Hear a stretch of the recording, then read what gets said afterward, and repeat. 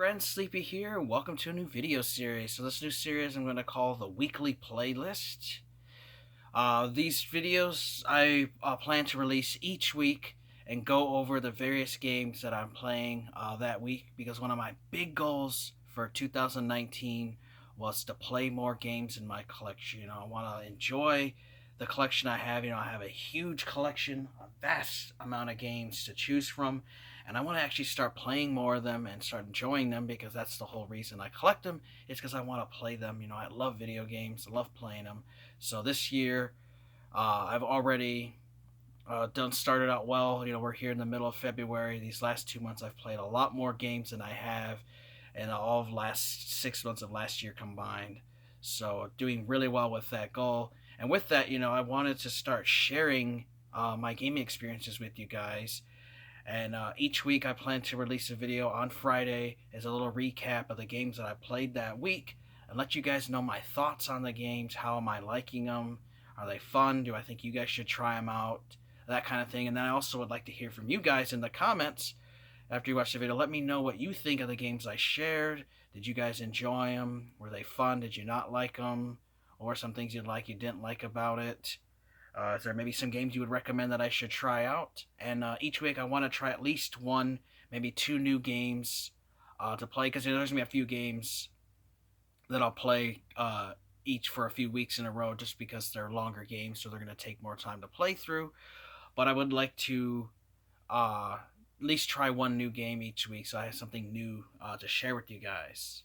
So with that, we'll get started here. Now, normally, when I talk about a game, if I have it with me physically, I'll show it to you. There are a few games I play on my modded Wii that I don't have, so I won't be able to hold up something to show you. Now, there's a lot of games on the Wii that I do own, but they're in storage because I can't have every game here. So those ones I won't be able to hold up and show to you, but the ones I do have with me, I will hold those up and show you guys so you know what game I'm talking about. But first game we're going to talk about is Mike Tyson's Punch-Out for the original Nintendo. Now, I've been a huge fan of that game for years, played it ever since I was a kid, loved the game.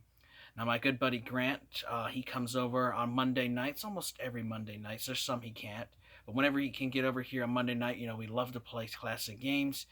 My buddy was always big into playing Super Punch-Out, but he never got to play the original Mike Tyson's Punch-Out on NES, so I let him try it out, and he had an absolute blast. I love that game. It is one of the best boxing games I ever played. It is the best boxing game on the regular Nintendo. Definitely recommend get Mike Tyson's Punch-Out. It has so awesome a variety of characters, and you play as the little Mac, who's a little dude that's coming up in the boxing world.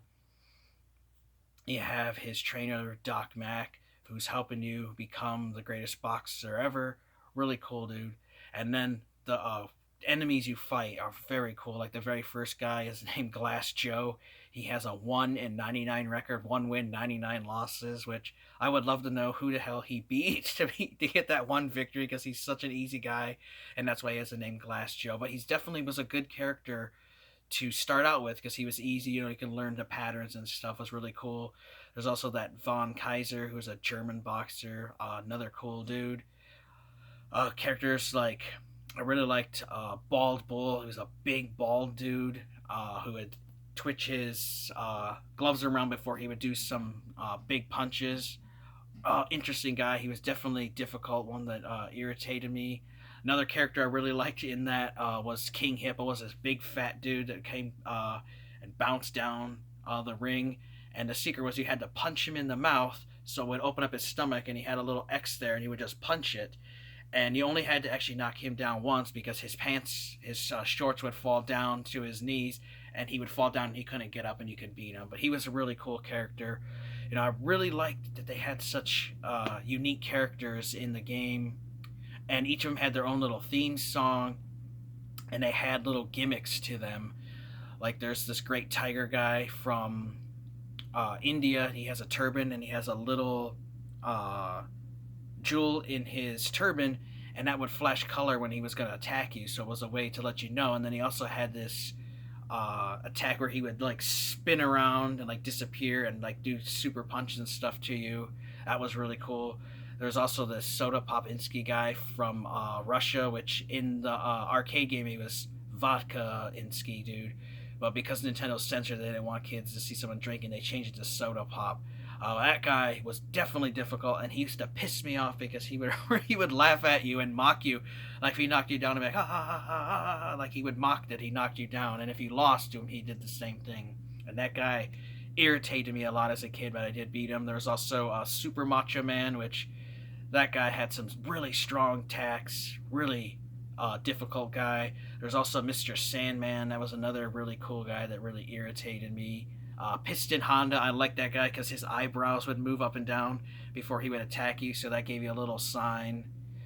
But just overall, it's a really fun boxing game. Has really unique characters. I had a lot of fun, and I definitely recommend you guys should try and pick it up. It's like here, it's like a $10, $12 game, maybe 15 at most. But if you've never played it, definitely pick it up. There is another one they released later where they took Mike Tyson out and just called it Punch Out. Still a fun game. They just changed Mike Tyson, I think, to like Mr. Dream or something, but it's basically the exact same game. A lot of unique characters. If you're looking for a good boxing game, you definitely need to pick up Mike Tyson's Punch Out on NES. Such an awesome game. I could all make it up to Tyson as a kid, but I could never beat him. He was so difficult. Like that first minute or 2 minutes in the fight, you had to dodge him because if he hit you once, you were down. Hit you 3 times, it was game over. I could never beat him. I've watched videos of people who make it look easy, but it's just crazy difficult. But it's definitely one I want to play this year and see if I can maybe sometime beat Tyson. But I just got to practice and play the game. But definitely recommend Mike Tyson's Punch Out for NES. Amazing title, really good title game. Next up here for Nintendo Switch, and this is the only game I currently own for the Nintendo Switch, and that's Kirby Star Allies. Now, I'm a big fan of Kirby. I love Kirby ever since I played the very first Kirby's Dreamland on Game Boy, and I also liked Kirby's Adventure on Nintendo. But one thing that's kind of a common theme with Kirby games is they are fairly easy, and that is the only thing I don't like about this on the Nintendo Switch. This Kirby game is it is just way too easy because you can play up to 4 players, but if you play by yourself, one of the features in this game is you can send out a heart and you can turn enemies into your friend, and then they help you out with their powers and stuff. But it's still a classic side-scrolling Kirby game. You can still absorb enemies, take their power like the sword thing. But one of the nice things about this that I've discovered while playing it is you can actually power up your weapons and combine stuff. Like I had a sword and I captured a guy who has a fire ability. Well, he made me turn my weapon into a fire sword and I could shoot fireballs and stuff. And then there's also, like you could combine freezing stuff or electric powers and stuff. And sometimes you actually have to combine certain powers with certain enemies to get through certain puzzles and stuff. So it's a really fun game. It has a nice overworld where you go to the different levels. There's stuff to unlock. So, it does have some replay value to it. Overall, I'm really loving the game. I just wish it was a little more challenging. Like, I wish they had a difficulty level, which they don't. But it's a fun game. If you're a fan of Kirby and you got a Switch, I definitely recommend get Kirby Star Allies. A really fun game, and I had a lot of fun with this. The story, it's your typical kind of Kirby story. Fun game, though. Definitely pick up Kirby Star Allies if you're a fan of Kirby. Just know, though, that it is pretty easy.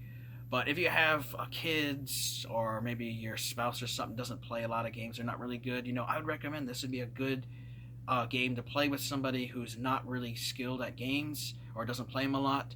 Like my wife's not a huge gamer, but this is definitely a game like I could give her to try out, and I think she'd have fun with it just because it's not very difficult. So definitely a great beginner's game. But love Kirby Star Allies. That was fun. Next up, we got a PlayStation 3 title. Now, I haven't played this in years. It's probably been 3 or 4 years since I last played it. Completely forgot everything about it, so I started all over brand new. And that is Untold Legends Dark Kingdom. Now, this was a launch title for the PlayStation 3. It's a top-down action RPG, so it's plays just like those Baldur's Gate Dark Alliance games, Champions of Norath, Dungeons & Dragons Heroes, Diablo, those top-down games. Fun title. Has pretty good graphics for a launch title for the PS3.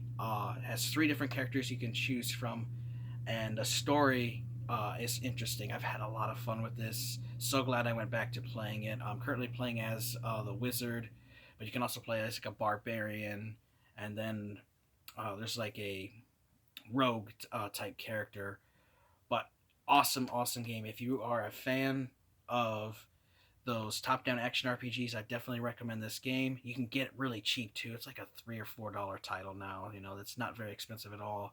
You can easily get it. Uh, but I absolutely love it. So glad to have this one in the collection because I love these kind of games. I've actually beat quite a few.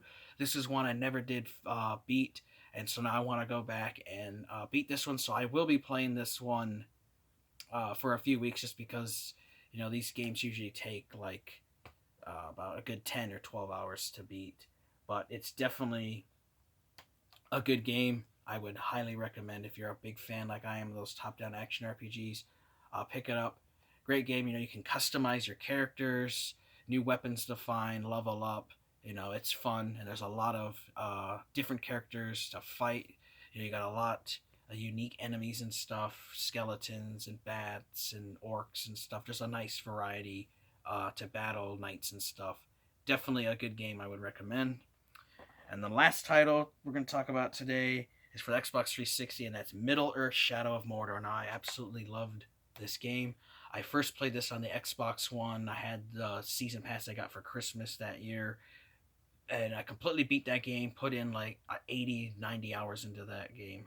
Absolutely love the story. Very fun. Also, I got the sequel, Middle Earth Shadow of War, on the Xbox One. And when I was buying some games from not from GameFly, but from Family Video, I saw that they had a 360 version of this, and I figured, you know, I want to try it out, go back and replay the game, and see how it is on the 360. Now, of course, the graphics, you know, are you know not as good as the Xbox One, but they're not bad. And they also wanted to see if there's any big differences, and I did notice some differences. The example is that there's a lot more graphical glitches and slowdown in the 360 version. Like the 360, I can tell is struggling to run this. This is one of those 360 games I had to actually install, so it did come with two discs, an install disc and a play disc. Play disc is actually my 360 right now, but I had to install this in order to play it. And then another thing I noticed is like the cutscenes aren't always smooth. Like when you played on Xbox One and you had two orcs would meet each other, a little cutscene would play of them both mocking each other and yelling at each other before they would fight each other. In this one, you hear the orcs like screaming in the background, black screen. Then you see a little loading, a little bit of the video plays, then it loads again, and then they start talking. And then I notice sometimes they both talk at the same time, and it gets through the that cutscene fast. Like it's not put together very well. So that was one thing I noticed. Otherwise, I mean, it's the same game, same story and all. It just doesn't run as well.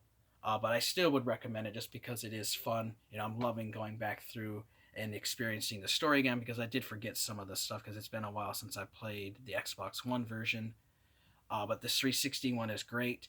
Now, had this only come out on 360, I don't think it would have done as well because of how it struggled to run on the console. I'm sure the PS3 version would probably be the same way, where it'd be struggling to run this. You know, this is really made for next gen. You know, they ported it back to the older consoles, and they just really did not do it justice as far as the game goes. So thank God that they put it on Xbox One and PS4 and the PC because that made it easier, you know, to be more widely available to people, and also the game ran like it should have. But still, I would recommend the 360 version. It is fun. I've been having a lot of fun with the Nemesis system. I got really far into this, actually probably like 2/3 through the story now. But now that I have the ability to dominate orcs, that's one of the things I really love about this and their Nemesis system is you can make orcs work for you. You can dominate their minds and they come under your control. And there's a lot of unique ones that you find in the world that are really cool. And of course, you can kill them to level up and stuff. But I've been having a lot of fun dominating the orcs and just running into the various ones you have. Now, I don't know if it's just me because I've gotten really good at playing these games, but I've noticed that this 360 version just seems a lot easier than the Xbox One. I don't know if it's just because I played the original one on Xbox One and I also played the sequel on the Xbox One. But for me, it just seems a lot easier. Like I'm really able to just beat the shit out of these orcs and dominate them so quickly.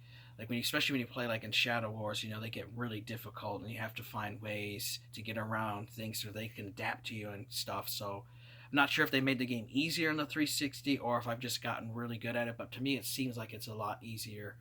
But it is an amazing game. If you are a huge Lord of the Rings fan like me, get this on the 360 or Xbox One. I definitely, of course, would recommend the Xbox One PS4 version just because they're really awesome. But, you know, 360 one was also fun as well. So definitely recommend Middle Earth Shadow of Mordor.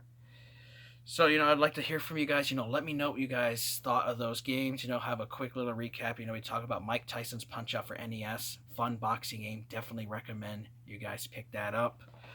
Also, Kirby Star Ally. If you're a fan of Kirby games, it's a little easy, but a great game for the Switch. I would recommend picking up that.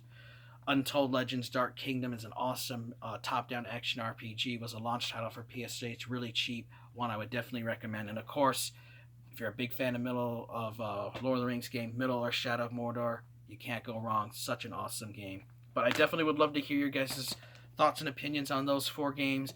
Let me know if you've played them. If you haven't played them, what did you think of them? Did you have fun playing them? And then are there any games you think that I should try out that that you recommend that you think would be good games for me to try? I'd definitely love to hear from you guys. I want to thank you guys for watching. Take care. Have a wonderful day, and Sleepy will see you next time.